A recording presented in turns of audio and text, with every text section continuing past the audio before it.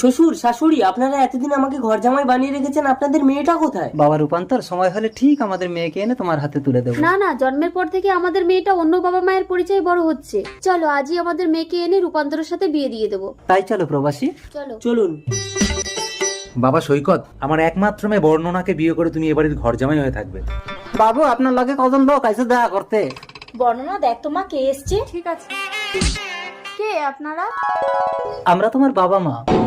বাবা দেখো তো কারা এসছে। আরে মোহনবাবু, আপনি আজ 20 বছর পর। আসুন আসুন আসুন, নমস্কার। বসুন বসুন।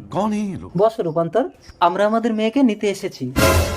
কে আপনারা? আমরা আমি বলছি, সেদিন তুমি হসপিটালে মৃত সন্তানের জন্ম দিয়ে অচেতন হয়ে পড়েছিলে, আর ইনিই সেদিন বর্ণনাকে জন্ম দিয়েছিলেন।